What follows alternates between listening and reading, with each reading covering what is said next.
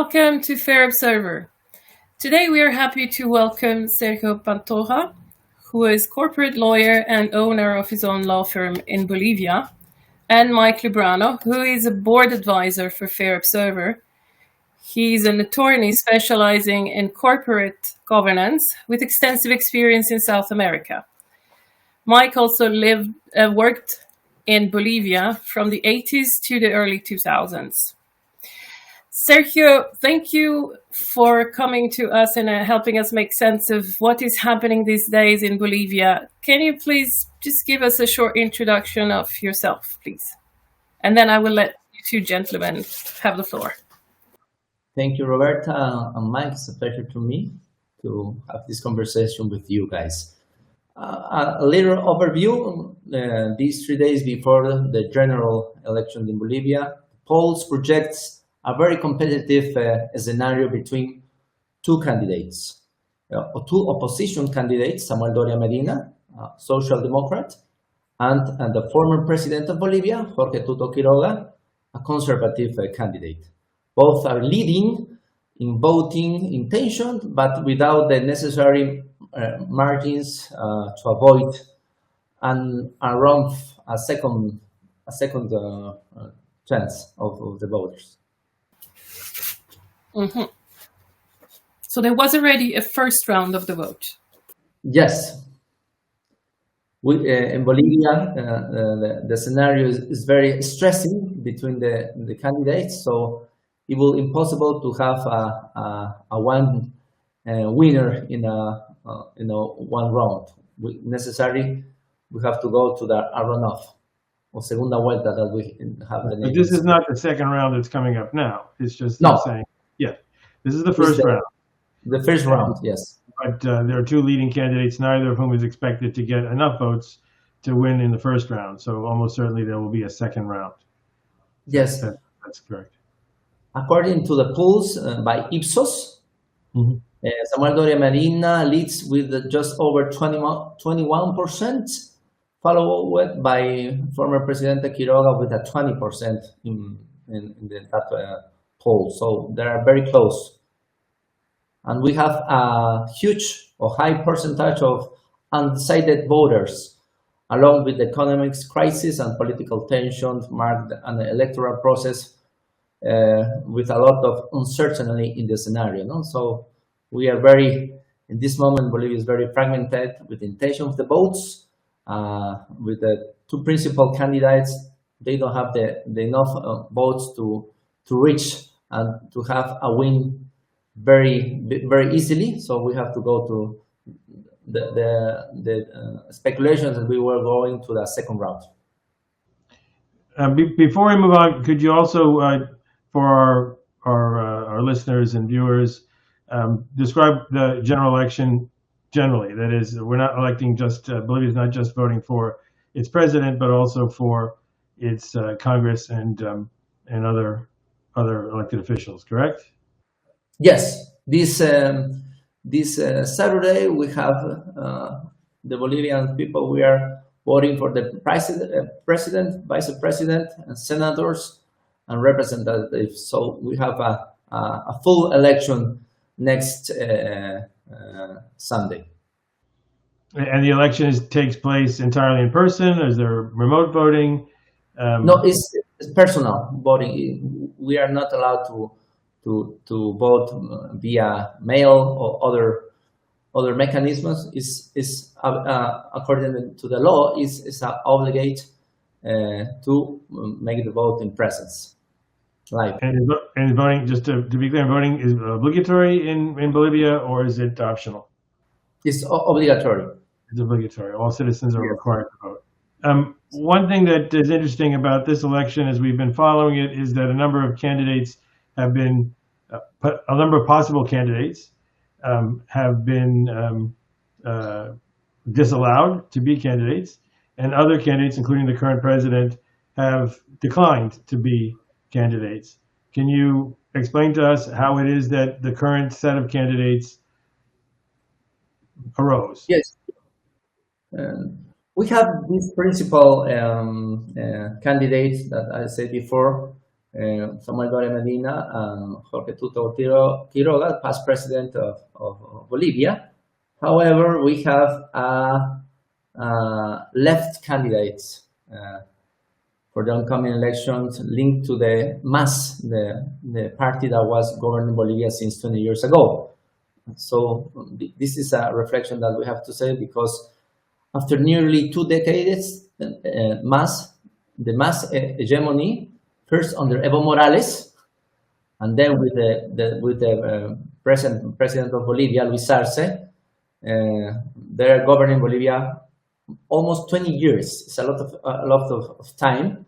So this election are key for the future of Bolivia. No, we have to decide to follow with this concept of governing with the left view, or Bolivia will be change the path and go to the another vision, no, more in the center right.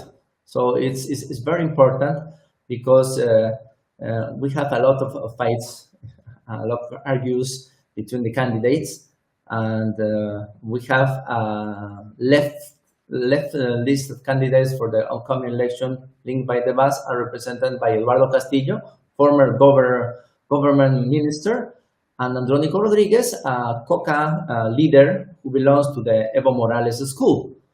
So both left-wing candidates are weakened and are falling to falling to capitalize or seduce the leftist vote, which has dominated Bolivia for 20 years ago. No, and there is the main fight in these elections.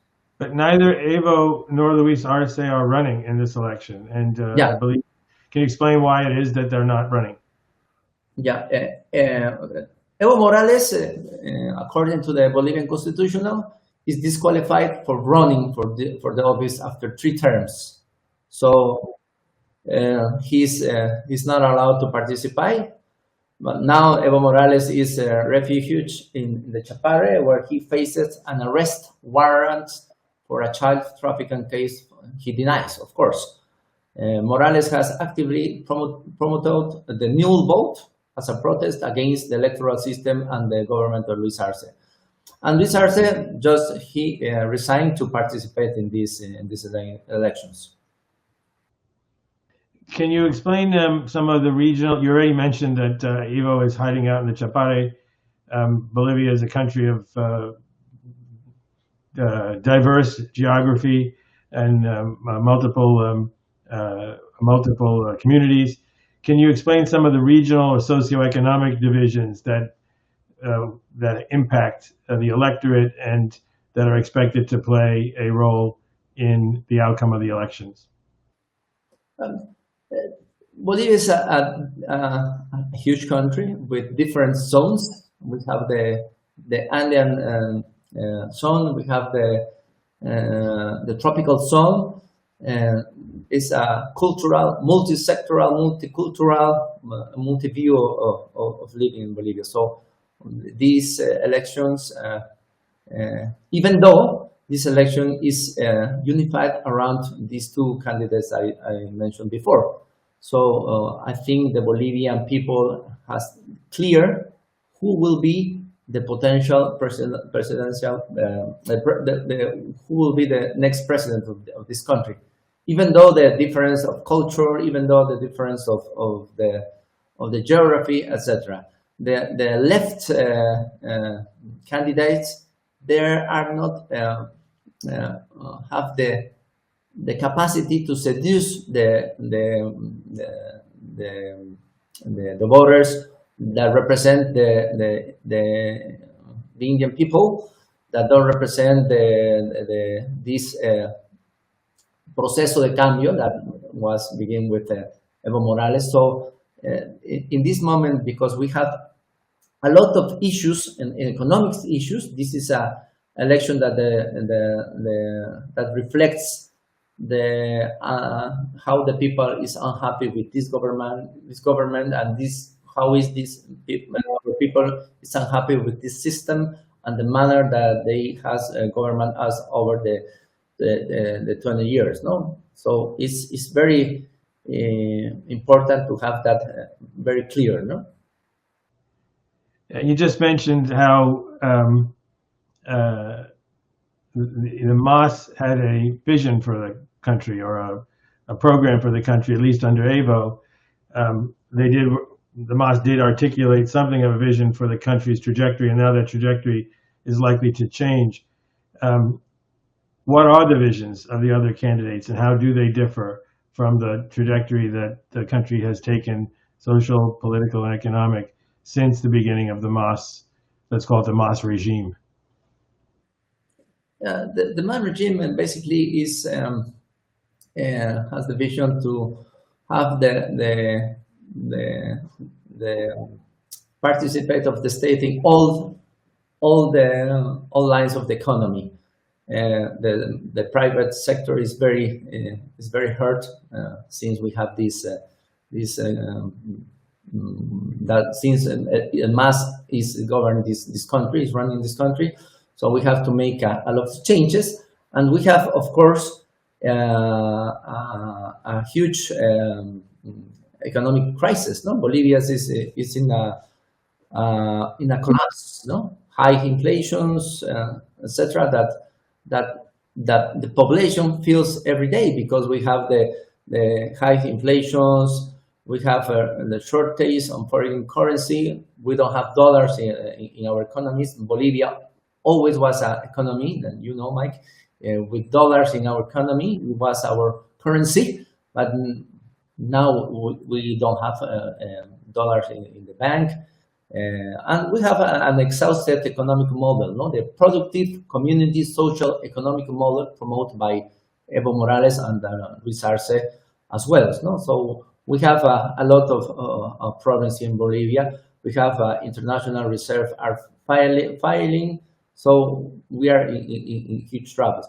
As well, we have the problem with the gas lines. In the last year, lines of vehicles at gas station became a constant, while as well we have accumulated inflation between January and July was 16.92%. Above the official projection was 7.5 for all 2025. So the economic situation will be the main thinking when the Bolivian borders go to vote next Sunday. Thank you. Commercial lawyers like yourself are typically very close to economic actors, and I'm sure what you just told us is based on some of your experience. And you frequently see trends and developments in the economy before they're evident in the statistics that are always backward looking. But recognizing that, as my former collaborator Mats Isaacson used to say, recognizing that data is not the plural of anecdote, but recognizing that, what are your perceptions as a commercial lawyer on where the economy is today, and what directions you think it will go depending on the outcome of the election? Yes, this, like I said before, Bolivia is on a collapse. So we have to change the model, the economic model, the government model. In other words, we need to change our constitution to create new conditions that will allow us to have further investment that is very important for the country. We need to open our economy, and we have to open the economy to the world, because with this left vision of the economy that we have in Bolivia over the 20 years ago, it's very hard to be able, with the foreign investment, to be an open economy. So now the discussion is to have these argues between the candidates. No, the economy was the number one point of discussions in all the campaign. But after 20 years of different vision for how the country should run, how are the two candidates that are leading articulating their proposal for the process of redirection? They have Samuel Doria Medina and Jorge Tuto Quiroga has as not the same vision, but very, very close in principles. No, open the economy. We have to fight against the inflations. We need to have dollars in our economy. We have to open our economy. We have to cut the fuel crisis, because we have a lot of lines in the station gas with cars looking for gas, and so it's very important that they have the same vision, no? And the other vision is to make structural reforms in order to change the constitutions, the political constitution, and other laws that, for example, the investment law, to have the opportunity to be able to receive a new investment for Bolivia. No? In this moment, it's very difficult, because the model of the economy is based on the state, and the state is the principal and the only player, and it's impossible to sustain a country with that kind of principles. In the event that, I know you're not a pollster, but in the event that one of the two candidates that's currently leading is elected, are they likely to achieve enough support in the Congress and Senate to be able to make the kind of changes you just mentioned? Yes. These candidates must secure the largest number of seats in the House of Representatives and Senators to achieve a governability that allows and ensures the implementation of this structural adjustment that must be made in the political, economic, and social spheres. So it's very important.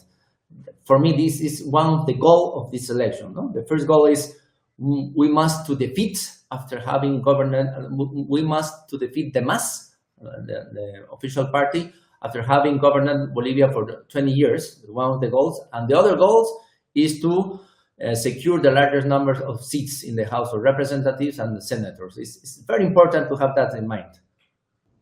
But do you think it's likely to happen? I mean, there are multiple parties. Will this be a coalition of supporters for redirection of the politics and economy, or it will be more coherently in a single party? No, they need to make agreements between Samuel Doria Medina and Tuto Quiroga, because we have the electoral law in Bolivia that established that to win in the first round, a candidate must obtain more than the 50% of the vote, or least of the 40% with a 10 points lead over the second place and the finisher. This scenario will not be possible. No, it will be necessary to make this alliance between Samuel Doria Medina and Jorge Quiroga. They are not able. No, I'm saying in the what I mean to refer to is in the Congress. Will whoever wins the election have enough support from his own party to make these changes, or will he have to reach out to the losers' parties and build a coalition? I think you're saying yes. Yes. It's necessary to make this kind of agreements between the first. With the it will be in the first. Correct me if I'm wrong. It will be in the first round of the elections that you will determine the composition of the Congress and the Senate. Correct. So going into the election, the second round of the election of president, you will already know who is leading, who the main parties are in the Congress, the composition of the Congress. That's correct? Yes, this is correct. Okay, great. And then we have one last question for you, because we'd love for you to tell us what you think we should hear. But before we do that, since we have a Bolivian lawyer on the line today, and you know enormous amount about constitutional law. I live in Washington, D.C. I drive by the Bolivian embassy every day that I drive into Washington, D.C. And it's unique because it has a very large sign that says the Plurinational Republic of Bolivia. That is a unique style of government, at least as articulated. What does that mean in law? What does it mean in practice? The plurinational state of Bolivia is a cliche for this that Evo Morales invented 20 years ago, that represent that we are a multicultural nation. No? So we want to rename the essence of this nation, because we always be a plurinational nation, we always be a multisectoral, multicultural nation, but they invent a new cliche to make a difference between us, no? the poor people, against the white people. No? They divide this country, and they say who is in the side of the plurinational state of Bolivia and who is in the side of the Republic of Bolivia. No? They create two teams. The good guys for them is the plurinational state, plurinational Bolivia, and they supposed have to make some changes in Bolivia that they never do. They have a awful 20 years. We live very hard 20 years. They spent a lot of money, and they create this false scenario, the plurinational. So it's only a political cliche. It's not in the real life. You don't see any difference. The only thing that they create is a division, an unfair division between the Bolivian people. All right, thank you for that. That was our last question. I don't know if there's any additional comments you want to have. You'd like our listeners and viewers and readers to know before they read in the newspapers or see it on our site and other news sources the outcome of the election. No, I think this is the most historic election, most important election over the 20 years. We must defeat the mass. We need to secure the largest number of Congress and senators, and this election must address the economic crisis. No, this will be determinate the outcome of the 2025 presidential elections, and so it's very important to beat our political tension and polarization that we are living in Bolivia.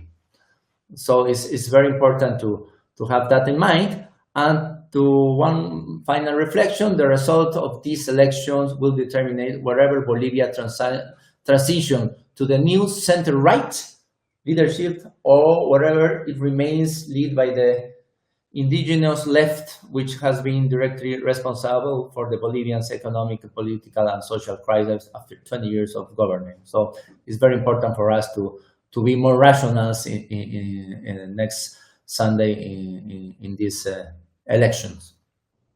Thank you very much, Sergio, for sharing your views. It is a central purpose of Fair Observer to get views from all perspectives, and we're very grateful for your being willing to speak to us today. Roberta, over to you. Oh, thank you, both of you, for a very insightful conversation. We will stay in touch and wait for the results and see what happens on Sunday. Well, maybe we will get in touch with you again. Thank you. It was a pleasure for me. Thank you for this space. And I take a picture for my social media, so it was a pleasure.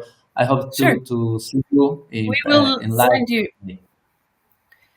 Goodbye, everyone. Join the conversation at Fair Observer and subscribe to our YouTube channel.